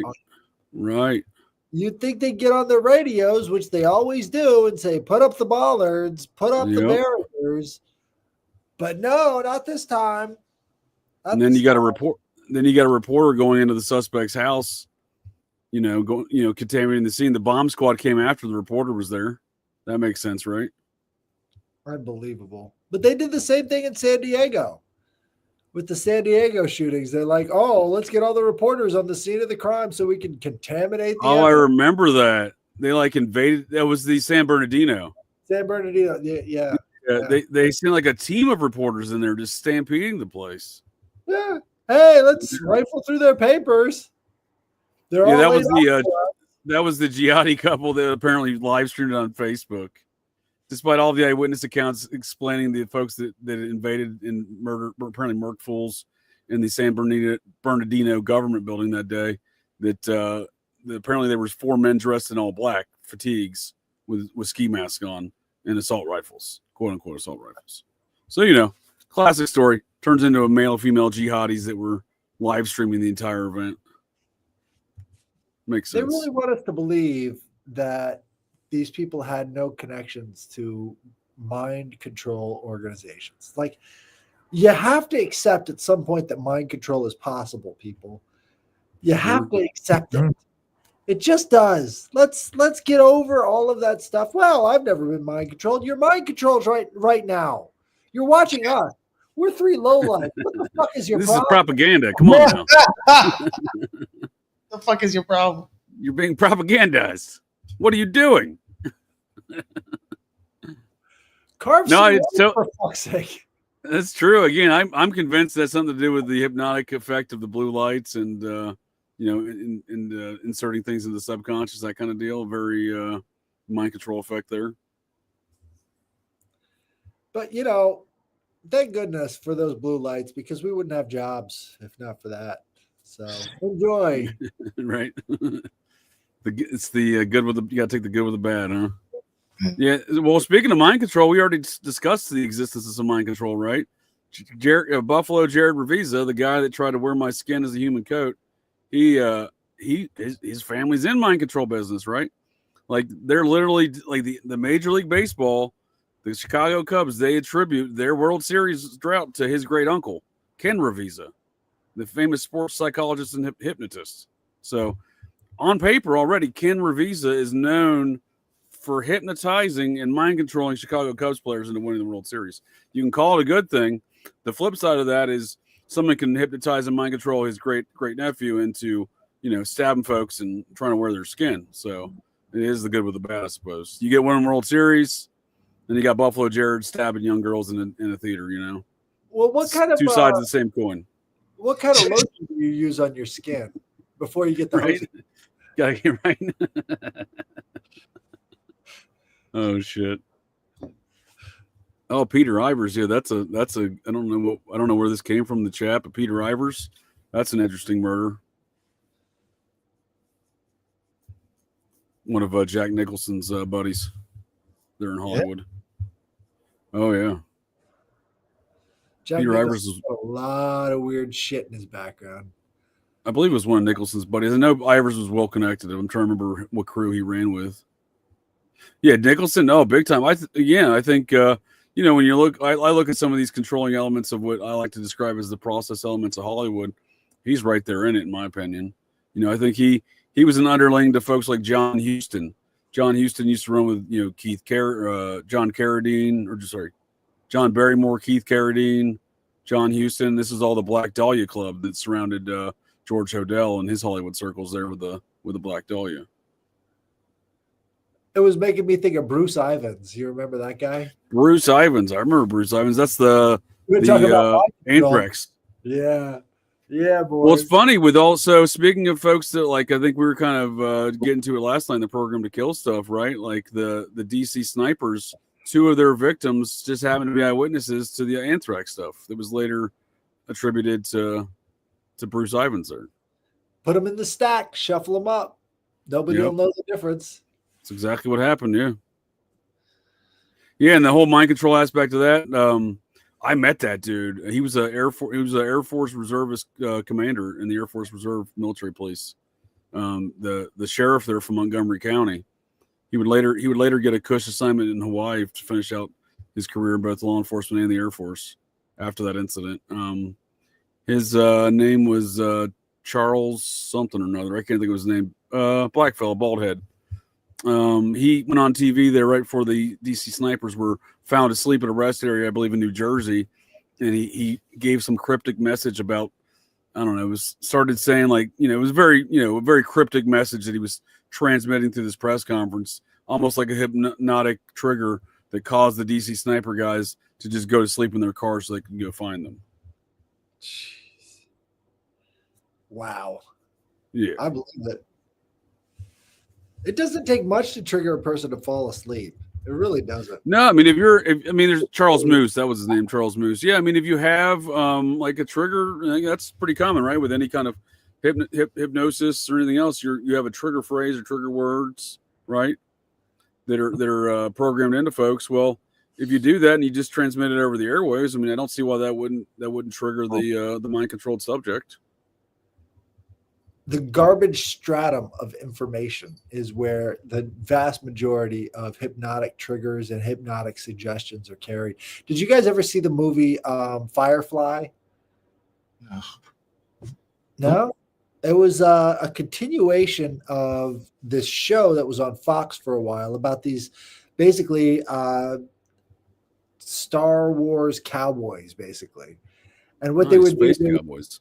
Yeah, they were space cowboys. And so they would go from planet to planet doing these missions, and they spoke in this sort of weird space dialect. And in the movie Firefly, it was about this girl who had been programmed to kill. And so it was these NLP messages within commercials that activated her and made her this unstoppable killing machine. And so she had to be given another hypnotic suggestion so that she would go out. But anytime these commercials were playing anywhere around her, she would go right back into being this trained killer. Wasn't that also the plot to that Jennifer Garner's series? Alias, maybe? Wasn't she some sort of program CIA operative where they were like triggering her with code words and fucking phrases? Could be. I watched. Have you ever seen American Ultra? Yep. I watched that recently. Oh, it's a good one. And it's kind of a dark comedy of sorts. You know, it's more of an action film, but I mean, parts of it are kind of a dark comedy. But that lady comes to that Jesse Eisenberg and the vampire girl, Kristen Stewart, I believe is her name. They Right. play. They're the main characters in it. She's his girlfriend / secret CIA handler, but he's a mind control assassin from the CIA. And the program's getting shut down, and this lady comes to this small town West Virginia gas station convenience store he works at, and she triggers him. She activates him into his his assassin status. Alternate personality. And the Yep. thing is, I keep harping on this. It doesn't come without costs, and all of these success stories come with thousands of victims that didn't Oh do what yeah, they're supposed to do. It's not For an sure. exact science.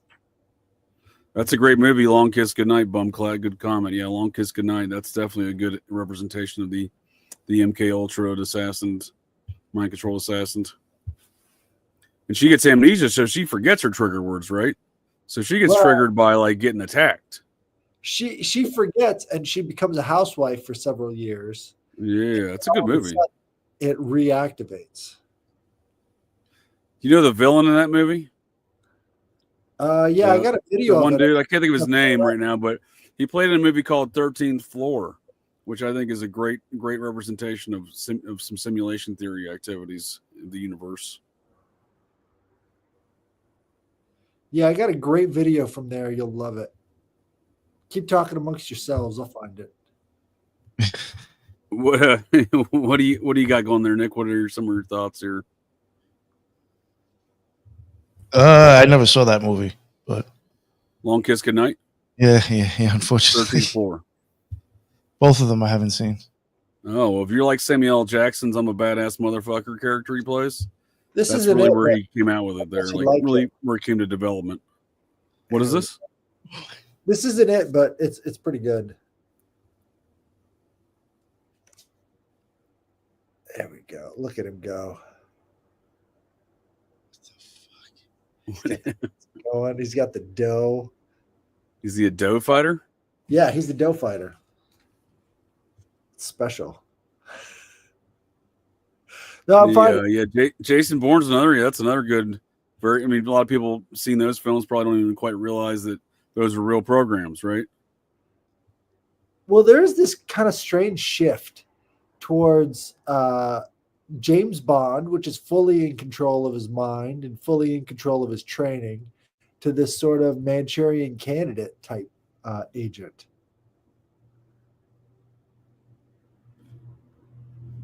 Zoolander, that's another good one. Yeah, they were mind control assassins there, right? I must kill the Prime Minister of Malaysia. The whole thing is just about all these models. Sure. Where is it? Well, anyways, there's a clip in the Long Kiss Goodnight where he's explaining false flag terrorism. Oh yeah, they're at the end when they're trying to set her up, right? Right. In Canada. Well, it was on the bridge between Canada and Michigan. Right. That's right. Yeah, it's a good movie. I got to watch that again. Right at the Battle of 1812. Yep. Where is it? Come on, I've got too many videos. I'm by no means a fan of Gina Davis, but she did a great job in that film. I do don't normally like female lead action star roles, but she was it was a good character opposite the bumbling detective of Samuel L. Jackson. Did you ever see Earth Girls Are Easy? I remember that. Yeah. Gina Davis was tasty in that. Yeah, that was some. Did you ever see Transylvania 65000? She's hanging them vampire titties out the entire film, dude. I was like, whoa, dude. I was 6 years old when I saw that movie. I'm like, Gina Davis is awesome. But yeah, that's what I'm saying. Like, I'm not a big Gina Davis. Well, outside of maybe those two, Long Kiss Goodnight and Transylvania 65000.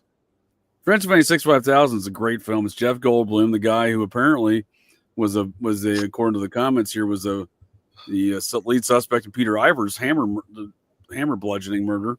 But yeah, there's two like tabloid guys that go over to Transylvania to write about some Frankenstein interaction, and they end up running into all the classic monsters, Dracula and Wolfman. It's Jeff Goldblum opposite what was that guy's name? Ed I can't think of his name, but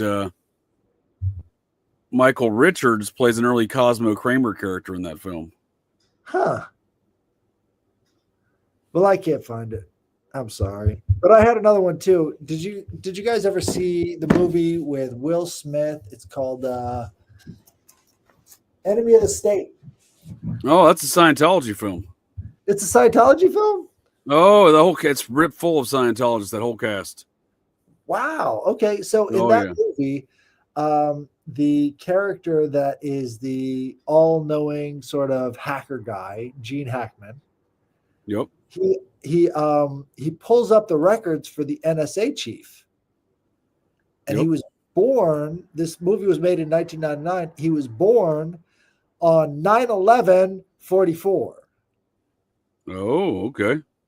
So you've got Long Kiss Goodnight, where they've got this very obvious scene where they're explaining what false flag terrorism is and why it's used to strengthen and provide budgetary support for the military industrial complex. And then you've got this other one that was made in 1999, where they're talking about 9/11/44 was the date of the head of the NSA, his birthday. And it's just right there on screen. Yeah, that was what John Voight's character, right? John Boyd, yeah. Yeah, here's a list of, here, I'll start off with Gene Hackman. There's only so many films you can star in opposite of folks like other Scientologists, such as Tom Cruise and other folks, or Will Smith in this case, and Jason Lee. But before I'm going to start asking whether or not you're a Scientologist, he's also acted opposite John Travolta. So you got Will Smith, Gene Hackman, Barry Pepper, one of the NSA agents there for John Voight's character. One of the assassins there in the movie. He was the star of Battlefield Earth right around the same time as this film, which was another huge Scientology production of an L. Ron Hubbard novel. Then you have Jason Lee. The whole story revolves around Jason Lee, right? Yeah. What's that? I love Battlefield Earth. It's so bad. It's so bad. Yeah. It's good in a terrible way, right? Yeah, Jason Lee was a very prominent Scientologist back then. He's allegedly left the church now, but he moved to Denton, Texas, just outside of Dallas, and bought up hundreds of acres of land. And the town revolted. They had a town meeting about it. They were claiming that Scientology was invading their town because that is their MO. It was just that way that it was being done. And Jason Lee had to go into that town hall meeting and say, I've left Scientology, and Scientology has nothing to do with my purchases. So as of around 2016, he supposedly left Scientology. But then you got Jack Black. He sings his homage to L. Ron Hubbard in his Tenacious D songs. I believe two different songs he mentions them. Yeah.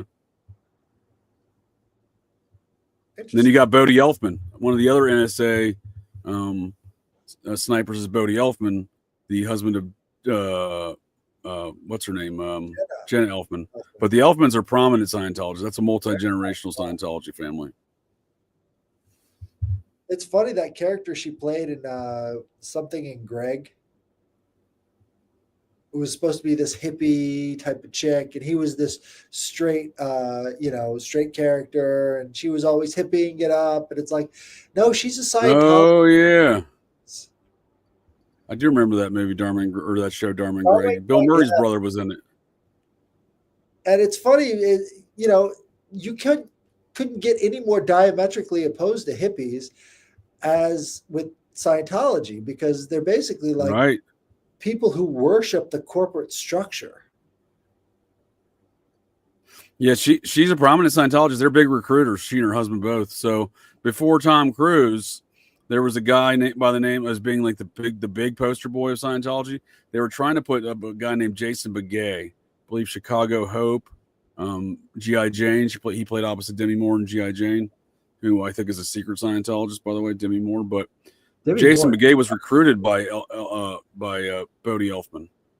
So I mean, he was Jason Begay is an interesting character. His best friends growing up were JFK Jr. and David Duchovny. They were a trio there at a private school in New York. Duchovny is apparently who pulled Begay from the church finally. Interesting. Yeah. Interesting. But he was the guy they were trying to make as the Rock Hudson probably would be the first iteration of this kind of role for the church. Rock Hudson was a prominent Scientologist, and they're the ones who hid his homosexuality for years, right? So Tom Cruise wouldn't be the first. None of these guys would be the first kind of Hollywood head of the figurehead, right? But certainly they were trying to put this Begay guy in that role. Yeah, you really don't want your front man to be gay when you're as virulently anti-homosexual as the Church of Scientology. Right. So lowest on the tone scale.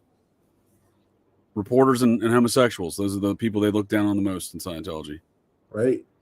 According Which is to weird because like all of their characters, all of the people in it have to be like celibate because you can't be married, right? Just as soon as you get married, you get split up in Scientology and you can't see each other. They control a lot of that, sure. Yeah. That's so Beck, weird. the singer Beck, he grew up in Scientology. He's allegedly left. His father's a huge person in the scoring of not musicals, but Hollywood films, the scoring of the music of Hollywood films. Numerous awards, almost every major Hollywood film you can think of, this dude's working on or with. So seems like that's where Scientology likes to. They got the folks in front of the camera, but they got the folks behind the scenes too, and like Beck's dad. Did you ever hear Beck's country album? It was really good. Oh yeah, I used to like Beck quite a bit. Yeah, and Will Smith isn't. Back when he did Enemy of the State, he owned a I believe it's called a Delphi school. They're the L. Ron Hubbard chartered schools. Him and his wife had one there in Pasadena at the time. So you don't get a charter for an L. Ron Hubbard school unless you're a Scientologist. A crypto. Yeah, I mean it's not in their favor to be public Scientologists, right? It's an elite club. They want to keep it elite, so they don't necessarily want to broadcast it necessarily, and it's generally not in your favor these days to be a public Scientologist. Ever since the Tom Cruise jumping on Oprah Winfrey's couch situation, right? Yeah, the days of the gilded Scientologist is over. Sure. Well, guys, I think I'm off. I'm ready for bed. No, that's a good. We'll leave on this guy's comment. That's a good point there. But doesn't Will Smith bat for their team? Well, she said that like is she gay? Yeah, don't they all? I mean, in my experience, those stories of John Travolta, Brock Hudson, those stories of John Travolta grabbing up on them, on all them masseuses, I believe it. I met John Travolta in a random hangar at the Dayton airport at midnight on a Friday night with me and a bunch of my troops. That explains so much. He stayed there for about an hour and a half, was really excited to be hanging out on a Friday night in midnight with a random isolated hangar with 6 strapping young men. But when he insisted on getting photos with all of us, like I didn't want a photo. He insisted on getting a photo. And at the last minute, when I'm like 3 feet away from the dude, 2 feet away from the dude, posing for the photo. At the last second, right when the photo snaps, he pulls me in real tight, like face to face almost, real tight. So I kind of back it up a little bit, and I have a photo of it. I'll dig it up. It's a very I look very uncomfortable because he got very handsy. Yeah. I should. Yeah, he got very handsy in that incident. So I was like, yo, this dude's actually fucking with John Travolta in this picture. I was like, what the Had you a little bit of Friday Night Fever, huh? Oh. Well, I felt bad. I almost murdered him. I say that somewhat in jest because he was diddling my aircraft. Before he diddled me, he diddled my aircraft, and he was rubbing all over the aircraft. No one told me anyone was supposed to be out there. So I come zipping up in a golf cart. It's on the Dayton airport, so we're not on an Air Force base. We got a bunch of planes there, including the stealth fighter and a hangar because it's got a higher security procedures. But I come pulling up there, and I'm like, get your damn hands off my aircraft. I didn't point my rifle at him. I was like a low ready position, you know what I mean? And turned around and sure as shit, I'm 8 feet from the guy. It's John Travolta, and I'm like, "Well, you're John Travolta," And then I'm like, what are you doing here, man? Why are you touching my aircraft? And he's like, I flew here. And comically right behind me is a 737 that he flew in there. I was focused, hyper focused on the guy that was, getting his damn hands all over my aircraft. Then I didn't even see the plane that had suddenly appeared on the taxiway there. The giant Qantas airliner that he flew. You almost gave him a phenomenon right there. Right. Well, I felt bad. So then I was like, hey, have you ever seen a stealth fighter? And I'm like, as soon as I said it, I was like, you know what? Damn it. He did that movie with the stealth fighter. So I already felt like an asshole. But he's like, oh, no, I'd love to see that. I'm like, all right. So I took him over to the hangar. I had a bunch of my troops doing security in the hangar. They were actually, this was July of 2003, I think. So they were watching that movie Basic with Samuel L. Jackson and John Travolta. And again, a nice guy. He signed the DVD for one of my troops that had that DVD. He hung out with us. I was like, wow, really nice guy. But then I thought later, like, well, he was probably pretty excited about hanging out with 6 strapping young military men in a isolated hangar. It was kind of that was John's idea of a Friday night. You know what I hated about that movie Basic? The other Scientologists like Giovanni Ribisi in there. Is that what you? That wasn't it. No. Okay. You know when you pull the e-brake on the Humvee, you get that little light on the dashboard. Yeah. As they're driving around all over post and it's raining outside, you see that light on the dashboard that they pulled the e-brake. And so damn it, I got to go back and watch it now. You're not going anywhere. Right. Lack of continuity in the film, huh? Well, there's so much of that when you're in the military and you're watching these military films. You're like, put your fucking collar down. What the fuck are you doing? Right. Oh, I see it all. Yeah, I see it all the time. Whenever security forces, the MPs from the Air Force are in films, I immediately recognize all sorts of problems. What the fuck's up with your boots? You got to blouse your fucking boots. Right. Oh shit. All right. Well, no, it's great conversations, gents. I appreciate you all joining here, Headless tonight in the last minute. And Nick, of course, you're on our Fridays with the Occult Rejects and Operation GCD. Absolutely. This is fun. We're going to have a great 2025. If not for the deaths, the entertainment. Yeah. It's going to be a good show. Yeah, it's going to get weird. It's going to, if January 1st activities was any indication for the rest of the year, it's going to get weird. Just wait until after Trump comes into office. Oh, right. My God. January 20th is going to be crazy. Yeah. Which, Monday is January 6th, right? I wouldn't be surprised if there's a trans Tifa, the transgendered Antifa insurrection going on or something like that. They're going to have Jimmy Carter land and state in the rotunda. Should get weird. He's going to get up. He's going to come back to life. He's going to rise from the dead, and he himself is going to certify the election instead of Kamala Harris. I like it. Oh, boys. Any thoughts there, gents, before we head out here? I'm good. I'm good. All right. Well, that's it. That's the show here, folks. So the next time you're out on the town, visiting your local watering holes, or perhaps just meandering around, and you hear the unmistakable sounds of metal clanking, and you spot signs of a disturbance, but check your six. Look in that garbage can, because you never can tell. The GCDs may be loose in your town.